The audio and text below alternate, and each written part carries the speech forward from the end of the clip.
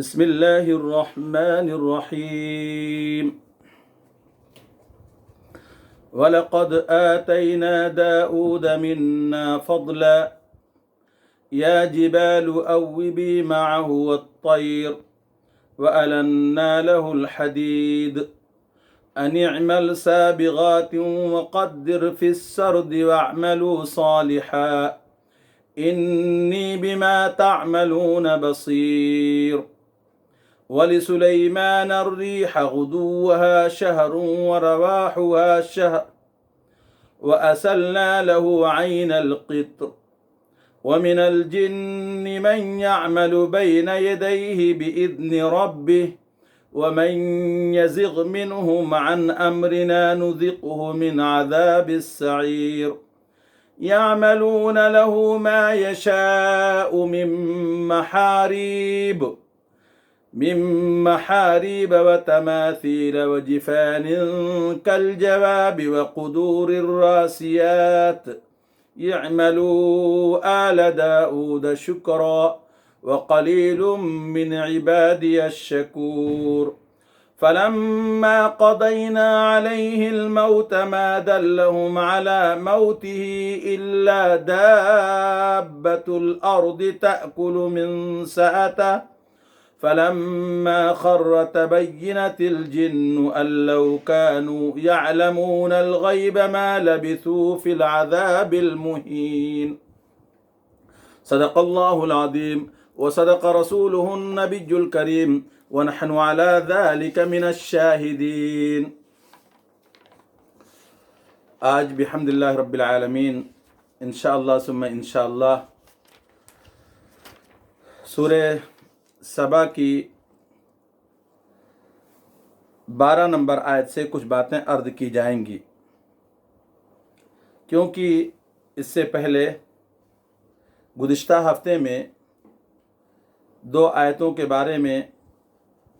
اور اس سے متعلق جو احکامات تھے، جو باتیں تھیں، وہ آپ حضرات کے سامنے عرض کی گئی تھیں۔ آج جو آیت ہے اس آیت کے متعلق گفتگو ہوگی۔ قرآن کریم میں نے اپنے سامنے کھول رکھا ہے، اور پہلی آیت جو میں نے تلاوت کی ہے اس پہلی آیت میں یہ فرمایا گیا وَلَقَدْ آتَيْنَا دَاؤُودَ مِنَّا فَضْلًا۔ حضرت داؤد علیہ السلام کے متعلق گفتگو تھی، اور اللہ تعالیٰ یہ فرما رہے ہیں کہ ہم نے اپنی طرف سے حضرت داؤد علیہ السلام کو بعض فضائل سے نوازا ہے۔ حضرت داؤد علیہ السلام اللہ تعالیٰ کے ایک نبی گزرے ہیں، اور اللہ تعالیٰ نے حضرت داؤد علیہ السلام کو بے شمار نعمتیں عطا فرمائی تھیں۔ پچھلے ہفتہ یہ بات عرض ہوئی تھی کہ حضرت داؤد علیہ السلام نے حضرت ابراہیم علیہ السلام کے بعد مسجد اقصیٰ کی تعمیر کا سلسلہ شروع کیا تھا، اور پھر حضرت داؤد علیہ السلام کے بیٹے حضرت سلیمان علیہ السلام کو اللہ تعالیٰ نے نبی و رسول بنا کر کے مبعوث کیا۔ حضرت سلیمان علیہ السلام جو نبی بنائے گئے مسجد اقصیٰ کی سرزمین پر، فلسطین کی سرزمین پر، مقدس کی سرزمین پر، انہی حضرت سلیمان علیہ السلام کو بھی اللہ تعالیٰ نے بے شمار نعمتیں عطا فرمائی تھیں، اور بہت اللہ تعالیٰ نے اپنا فضل اور انعام حضرت سلیمان علیہ السلام پر بھی کیا تھا۔ یہ جو حضرت سلیمان ہیں جن کا ذکر اللہ تعالیٰ نے قرآن کریم کی اس آیت میں کیا ہے، وَلِسُلَيْمَانَ الرِّيحَ غُدُوُّهَا شَهْرٌ وَرَوَاحُهَا شَهْرٌ، حضرت سلیمان علیہ السلام کے بارے میں آپ جانتے ہیں حضرت داؤد علیہ السلام کے فرزند ہیں، حضرت داؤد علیہ السلام کے بیٹے ہیں۔ اللہ تعالیٰ نے ان کا ذکر قرآن کریم کی دوسروں صورتوں کے اندر بھی کیا ہے، اور اللہ تعالیٰ نے دوسرے مقامات پر مستقل حضرت سلیمان علیہ السلام کے واقعات اور قصص کو بیان کیا ہے۔ چنانچہ اللہ تعالیٰ نے انہیں پرندوں کی بولی اور دوسری مخلوقات کی بولی یہ سمجھتے تھے اور جانتے تھے، اور وہ اللہ تعالیٰ نے انہیں عطا کیا ہے۔ حضرت سلیمان علیہ السلام کے جن فضائل کا ان آیتوں میں ذکر ہے اسی پر ڈائریکٹ اور مباشرتاً داخل ہوتے ہیں، تاکہ تھوڑے سے وقت میں زیادہ باتیں آپ حضرات کے سامنے آ سکیں، اور سننے سنانے اور اس درس کا مقصد بھی حاصل ہو سکے۔ پہلا جو ذکر اس آیت کے اندر حضرت سلیمان کے متعلق کیا گیا ہے وہ اللہ یہ فرماتے ہیں کہ وَلِسُلَيْمَانَ الرِّيحَ، کہ جس طرح اللہ تعالیٰ نے حضرت داؤد کو فضیلت عطا فرمائی تھی، اور سابقہ آیت میں ذکر کیا گیا کہ پہاڑ اور پرندے حضرت داؤد کے ساتھ تسبیح بیان کرتے تھے، اور اللہ تعالیٰ نے حضرت داؤد کے لیے لوہے کو نرم کر دیا تھا، اسی طریقے سے اللہ تعالیٰ نے ہوا کو حضرت داؤد علیہ السلام کے لیے مسخر کر دیا ہے۔ حضرت داؤد علیہ السلام کے لیے جو ہوا مسخر کر دی گئی ہے، اس کے بارے میں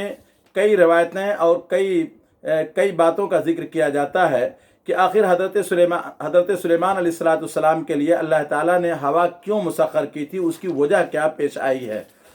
چنانچہ بعض مفسرین میں سے اور بعض سابقہ اللہ والوں نے اس بات کا ذکر کیا ہے کہ حضرت سلیمان علیہ السلام ایک موقع پر اپنے جو ان کے پاس گھوڑے تھے، ان گھوڑوں کی نگرانی کر رہے تھے، ان کی دیکھ ریکھ کر رہے تھے، ان کی زیارت کر رہے تھے کہ اسی وقت میں معاملہ یہ پیش آیا کہ غفلت میں مبتلا ہوئے اور نماز عصر جو ان کو ادا کرنی تھی قضا ہو گئی۔ اب نماز عصر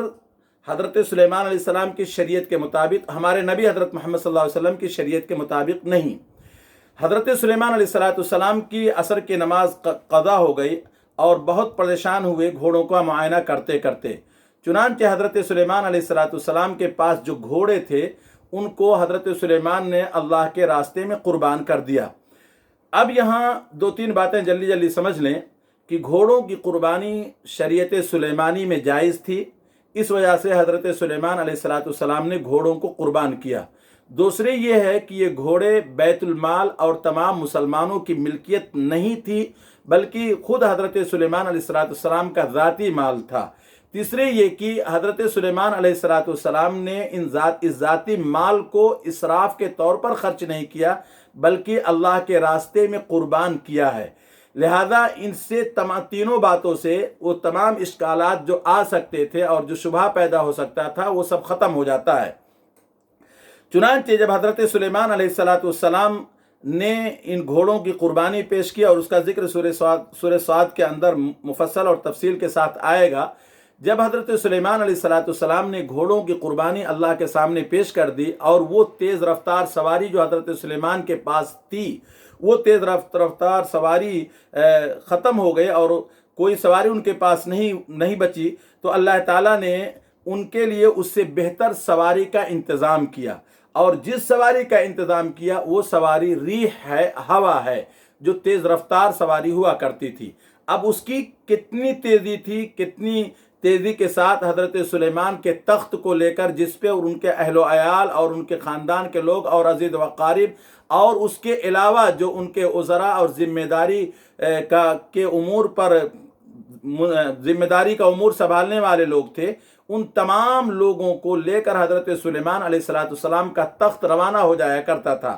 چنانچہ اس کا ذکر یہ کیا غدوها شہر ورواحها شہر، کہ حضرت سلیمان علیہ السلام کا جو تخت تھا اور ہوا اس تخت کو لے کر اتنی تیزی کے ساتھ چلتی تھی کہ صبح کو اگر نکلتا تھا، تخت روانہ ہوتے تھے صبح کو حضرت سلیمان علیہ السلام، تو دوپہر کے وقت میں اتنی مسافت اور اتنا لمبا سفر طے کر لیتے تھے جتنا لمبا سفر 1 مہینے میں طے ہو سکتا تھا۔ اور پھر دوبارہ زوال کے بعد جب سفر شروع ہوتا تھا تو اتنا لمبا سفر حضرت سلیمان علیہ السلام طے کر لیتے تھے، اتنا لمبا سفر حضرت سلیمان علیہ السلام طے کر لیتے تھے جتنا کہ 1 مہینے میں لوٹ کر کے آیا جا سکتا تھا۔ اسی کو اللہ تعالیٰ فرماتے ہیں وَلِسُلَيْمَانَ الرِّيحَ غُدُوُّهَا شَهْرٌ وَرَوَاحُهَا شَهْرٌ، کہ ہم نے سلیمان علیہ السلام کے لیے ہوا کو مسخر کر دیا، تابع کر دیا، اور وہ ہوا ان کو اتنے دور دراز لے جایا کرتی تھی تھوڑے سے وقت میں، یعنی صبح کے وقت میں۔ غدو کہتے ہیں صبح کے سفر کو، اور رواحوہا کہتے ہیں شام کے سفر کو۔ اس کا ذکر متعدد حدیث کے اندر بھی آیا ہے، پرندوں کے بارے میں اسی کا ذکر آیا ہے کہ صبح کو وہ خالی پیٹ لوٹتے تھے اور شام کو بھر پیٹ لوٹ کر کے آیا کرتے تھے۔ تو چنانچہ حضرت سلیمان علیہ السلام کے بارے میں مفسرین نے جو ذکر فرمایا وہ سن لیں۔ مفسرین فرماتے ہیں کہ بیت المقدس یعنی فلسطین کی سرزمین سے جہاں مسجد اقصی ہے، اور مسلمانوں کا پہلا قبلہ ہے، وہاں سے حضرت سلیمان علیہ السلام اپنے تخت پر سوار ہوتے تھے، اور سارے وہ لوگ جن کو ان کے ساتھ جانا ہوتا تھا تخت پر سوار ہو جایا کرتے تھے، اور ہوا آتی تھی اس تخت کو آسانی کے ساتھ اٹھاتی تھی، اور جس طرح مسافر سفر کرتا ہے تیزی کے ساتھ بیت المقدس سے استخر نامی جگہ تک پہنچا دیا کرتے تھی۔ یہ جو